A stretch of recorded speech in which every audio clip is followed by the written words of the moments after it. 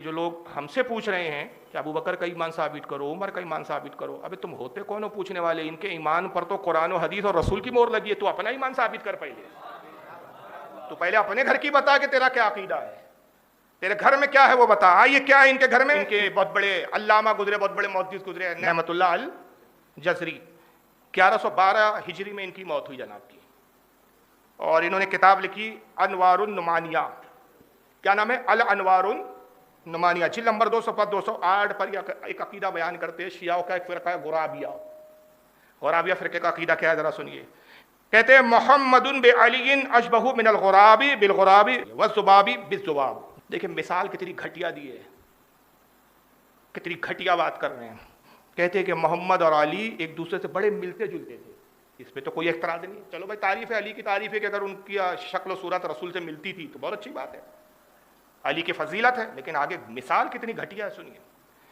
کہتے ہیں کہ محمد اور علی ایک دوسرے کے مشابہ تھے، ان کی شکل صورت اتنی ملتی تھی، بالکل ایسے ہی جیسے ایک کوا دوسرے کوے سے میچ کھاتا ہے اور ایک مکھی دوسرے مکھی کی طرح دکھتی ہے۔ جیسے دو کوے آس پاس بیٹھے ہو تو آپ امتیاز نہیں کر سکتے کہ کون سا کوا کیا ہے، ایک جیسی دکھتے کوے۔ بہت سارے کووں میں سے ایک کوا اڑ کے چلے جائے، تھوڑی دیر کے بعد وہی کوا لوٹ کے آئے، تو آپ بتا سکتے کہ کون سا کوا تھا، کیا تھا؟ کوے ایک جیسی دکھتے ہیں، مکھی ایک جیسی دکھتی ہے۔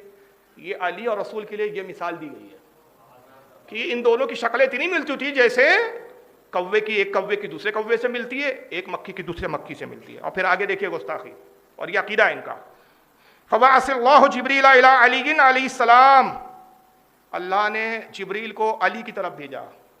کس لیے بھیجا؟ نبوت کے لیے، وحی دے کر جاؤ، علی کو وحی دے کر آؤ۔ فغلط جبریل فی تبلیغ الرسالۃ من علی الی محمد، جبریل سے غلطی ہو گئی، نبوت علی کے لیے بھیجی گئی تھی، لیکن چونکہ شکل ملتی جلتی تھی، محمد کو جبریل نے علی سمجھ لیا اور وہی محمد کو دے دیا۔ نبوت اصل میں علی کے لیے تھی۔ آپ سمجھ رہے خلافت کا جھگڑا ہے؟ کہاں کوئی بھی ہو بھائی صاحب، اب علی کا پہلا نمبر نہیں ہے یہاں، مقابلہ نبوت سے ہے۔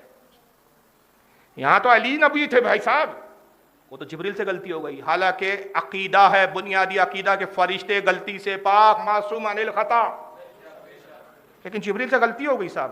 اور پھر کہتے ہیں قال شاعرہم، یہی وجہ ہے کہ ان کے خود ایک شاعر نے، اس قوم کے غرابیہ فرقے کے شاعر نے کہا غلط الامین عن حیدرا فیلعنون صاحب الریشی، یعنی جبریلا۔ کہتے ہیں کہ انہوں نے، اس نے شعر کہا کہ جبریل امین، امین جبریل علیہ السلام کا جو ہے لقب ہے، امین نے یعنی جبریل نے حیدر کے بارے میں غلطی کی۔ حیدر کس کا لقب ہے؟ مولا علی کا۔ پس وہ لعنت کرتے پرو والوں پر، یعنی جبریل پر۔ ہم جبریل پر لعنت بھیجتے ہیں کہ اس سے غلطی ہوئی، نبوت علی کے لیے تھی، محمد کو پہنچا دیا۔ اور یہ ملا باقر مجلسی صاحب نے بھی لکھا ہے اپنی کتاب تذکرۃ الائمہ، باب نمبر 60، در احوال خیر مال شاہ ولایت امر البومری، صفحہ نمبر 63 کے اوپر۔ اور ایک اور عالم ہے ان کے جن کا نام ہے علی اصغر البروجزوی، المتوفی 1313 ہجری، یعنی 1313 ہجری میں ان کا انتقال ہوا۔ طرائف المقال جلد نمبر 2 صفحہ 232 پر انہوں نے بھی لکھا ہے۔ تو یہاں دو گستاخی ہے۔ پہلی کیا کہ معاذ اللہ مکھی سے اور کوے سے مثال دی گئی۔ دوسرا یہ کہ معاذ اللہ علی کے لیے نبوت کا دعویٰ کیا۔ تو بات یہی نہیں رکی صاحب۔ پھر اسی فرقے کے بعد لوگوں نے کہا کہ اصل میں وحی کا بوجھ بہت زیادہ ہے، وزن بہت زیادہ ہے، قرآن میں بھی اس کا ذکر ہے۔ اللہ فرماتے ہیں کہ محبوب یہ جو ہم آپ تم پر وحی نازل کرتے ہیں نا، اگر یہ پہاڑ پر اتارتے تو پہاڑ ریزہ ریزہ ہو جاتا۔ تو چونکہ علی بہادر تھے، مضبوط تھے، قوی تھے، محمد صلی اللہ علیہ وسلم دبلے ناتوا کمزور تھے، اب غلطی تو جبریل سے ہو گئی تھی، تو اللہ نے کہا اب جبریل جب وحی دے دیا، اب نبی بنا دیا، تو نبوت ہم منسوخ کر نہیں سکتے۔ ہماری شان نہیں کہ کسی کو نبی بنانے کے بعد نبوت کا مقام منسوخ کر دے، تو اب ایسا کر لو کہ محمد کو نبی کر دو، علی کو ولی کر دو، وصی بنا دو۔ لیکن چونکہ جبریل کی غلطی سے ایک ہوا کیا خرابہ کہ رسول اللہ صلی اللہ علیہ وسلم میں طاقت و قوت تھی نہیں وحی کو برداشت کرنے کی، آپ کمزور و ناتوا تھے، اس کے لیے تو بہادر چاہیے تھا علی جیسا۔ تو جب جبریل وحی لاتے، کوئی صورت لاتے، کوئی آیت لاتے، جب پڑھتے تو رسول اللہ پہ کپ کپی آتی ہے۔ یہ وجہ یہ تھی کہ اصل میں وہی برداشت کرنے کی طاقت نہیں تھی، تو محمد پہ پسینہ آتا تھا، آدھی وہی لیتے تھے محمد تو پسینہ آتا تھا، کپ کپاہٹ آتی تھی، اور آپ کو پخانہ آ جایا کرتا تھا، تو کہتے تھے علی میں پخانہ کر کے آتا ہوں، آدھی وہی تم لے لو۔ تو قرآن کے آدھے امین، نفس قرآن جو ہے وہ مولا علی ہے، یہ ہے نفس قرآن کا عقیدہ۔ اب آئیے دوسری مثال دیکھیں کتنی گھٹیا دی ہے۔ بہت بڑے محدث اور عالم گزرے یہ شیعہ جماعت کے۔ اچھا یہ سب نام پہلی بار ہی سن رہے ہوں گے آپ، بور تو نہیں ہو رہے نا میری تقریر سے آپ لوگ؟ پھر کس سے کہانیاں سنانا شروع کر دوں میں؟ یہ بھی سننے کی ضرورت ہے، اور یہ نہیں سیکھو گے تو پھر بچو گے کیسے بھائی؟ آج یہی چیزوں تو گمراہ کیا جا رہا ہے لوگوں کو۔ ہمارا دین اتنا اچھا ہے اس میں کیڑے نکال کے بتایا جا رہے کہ یہ ہے، جبکہ ہے ہی نہیں ہمارے کیڑے، تو یہاں کیڑے نہیں جی صاحب، بلیاں پڑی ہوئی ہے بڑی بڑی، تو جاننے کی تو پتہ چلے کہ ہے کیا بھائی۔ تو آئیے دیکھیے علی بن ابراہیم القمی، ان کے محدث ہے، تفسیر قرآن لکھی انہوں نے کچھ کئی جلدوں میں، جس کا نام ہے تفسیر القمی، انہی کے نام پر ہے تفسیر القمی، جلد نمبر 1 صفحہ نمبر 62، سورہ بقرہ آیت نمبر 26۔ اب اس کی تفسیر میں کیا لکھتے ہیں ذرا سنیے۔ آیت یہ اللہ تعالیٰ ارشاد فرماتا ہے ان اللہ لا یستحی ان یضرب مثلا ما بعودۃ فما فوقها، اللہ فرماتا ہے کہ بے شک اللہ حیا نہیں فرماتا تاکہ مثال سمجھائے کہ کیسی ہی چیز کا ذکر ہو مثال میں، چاہے مچھر یا اس سے بڑھ کر۔ یہ سورہ بقرہ میں اللہ نے فرمایا کہ اصل میں یہ آیت کا نزول کیا ہے میں پس منظر بتا دوں کہ منافقین کہتے تھے کہ محمد اتنا عظیم رب ہے، اتنا بڑا رب ہے، اور مچھر کی باتیں کرتا ہے، مکھی کی باتیں کرتا ہے۔ آیت بھی ہے وہ مشرکین کے بتوں کی مذمت میں کہ تمہارے بتوں کا یہ حال ہے کہ اگر یہ تمہارے بت کے سامنے جو تم کھانا رکھتے ہو تو یہ اگر مکھی ان کا کھانا لے جائے تو یہ مکھی سے چھڑا نہیں سکتے۔ یہ مثالیں دی اللہ تعالیٰ نے، چیونٹی کی مثال دی ہے سورہ نمل میں، مچھر کی مثال دی ہے۔ تو مشرکین نے اور منافقین نے رسول اللہ سے کہا کہ محمد یہ کیسا ہے، تمہارا اتنا عظیم رب ہے، اتنا بڑا رب ہے، اور باتیں مچھر کی کرتا ہے، چیونٹی کی کرتا ہے، مکھی کی کرتا ہے، کیڑے مکوڑوں کی کرتا ہے۔ تو اللہ نے اس کے جواب میں فرمایا کہ محبوب کہہ دو بے شک اللہ حیا نہیں فرماتا، ان اللہ لا یستحی، اللہ حیا نہیں فرماتا ان یضرب مثلا ما بعودۃ فما فوقها، کہ تمہارے سمجھانے کے لیے، تاکہ تم سمجھو، تمہاری عقل کے اعتبار سے بات کی جا رہی ہے کہ تم اپنی عقل کے اعتبار سے سمجھو، تمہارے سمجھانے کے لیے چاہے ہم ایک مچھر کی مثال دے یا اس سے بڑھ کر۔ اس آیت کی تفسیر میں علی بن ابراہیم قمی کیا لکھتے ہیں، اب یہ مولانا صاحب لکھ رہے ہیں جناب شیعہ حضرات، شیعوں کے، المعلّ ابن حنیس، معلّ ابن حنیس سے روایت ہے، عن ابی عبداللہ علیہ السلام، وہ کہتے ہیں کہ حضرت ابو عبداللہ یعنی امام جعفر صادق نے بیان کیا، سارا امام جعفر کے کھاتے میں ڈالتے ہیں، قیامت پہ سب سے زیادہ تو جوتے امام جعفر ہی ماریں گے ان کو، بولیں گے میں ملا تھا سب میرے ہی کھاتے میں ڈالتے تھے، اٹھا سارا کچرا میرے نام سے منسوب کر دیا۔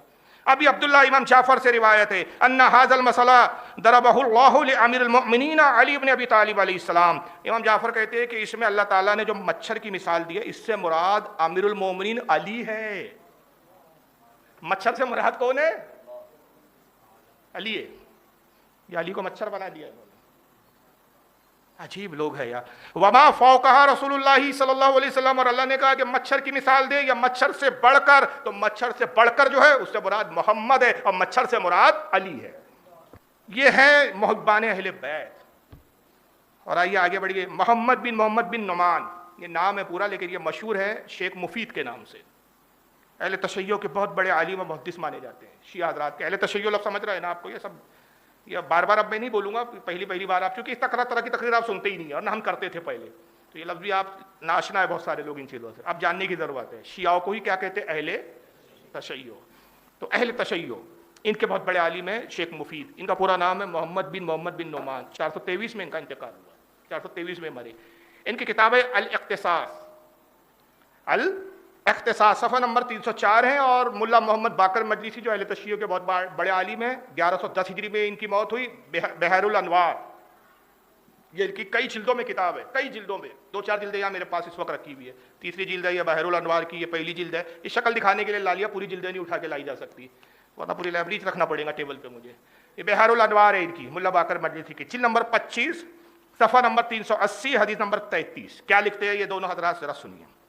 ان جابر ابن یزید عن ابی جعفر علیہ السلام، جابر بن یزید روایت کرتے ہیں حضرت امام ابو جعفر علیہ السلام سے، ابو جعفر یعنی امام باقر سے۔ جابر کہتے ہیں کہ مجھ سے کہا، قالا یا جابر الک حمار یسیر بک فیبلغ بک من المشرق الی المغرب فی یوم واحد۔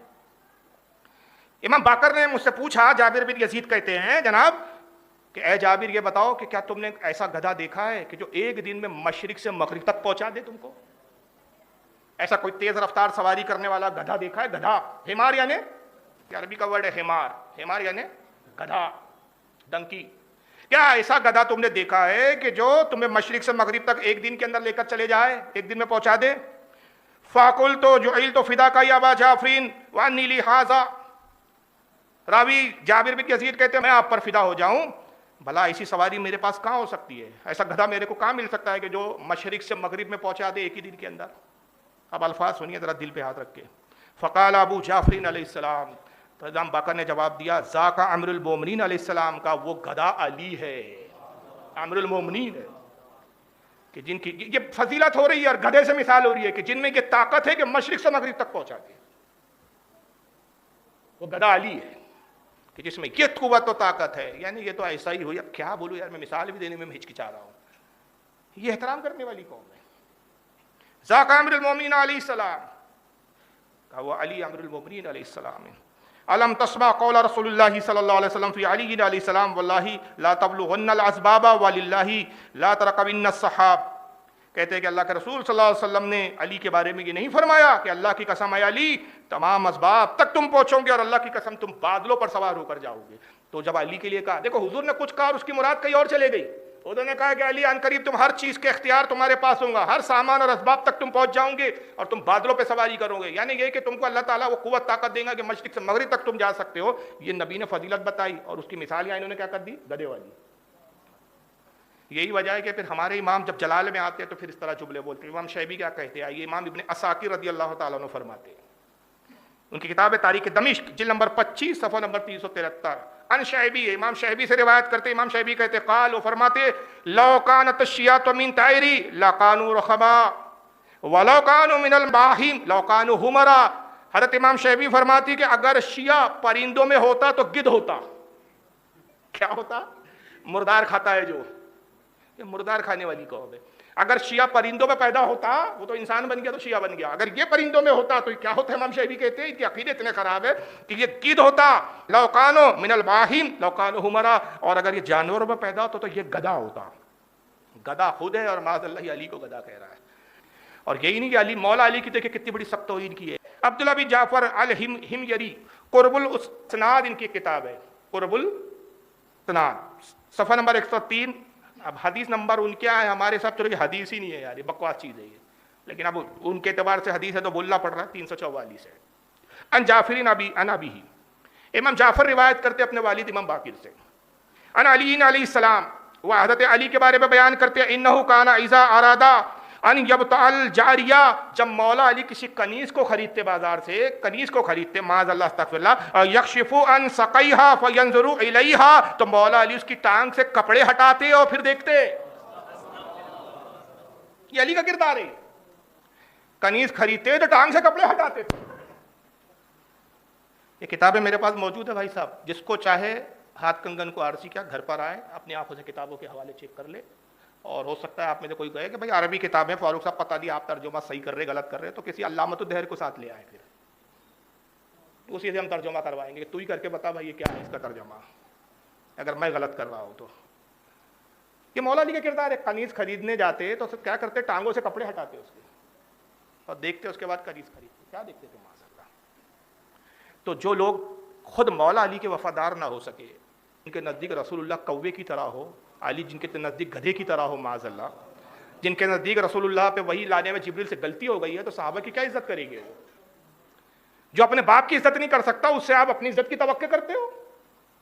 اعلیٰ حضرت کی زبان میں کہوں، ایسی عقل رکھنے والوں کے حال وہ ہے جیسے بیل سے دودھ نکالنے والے کی عقل، جو بیل سے دودھ نکالنا چاہتا ہے.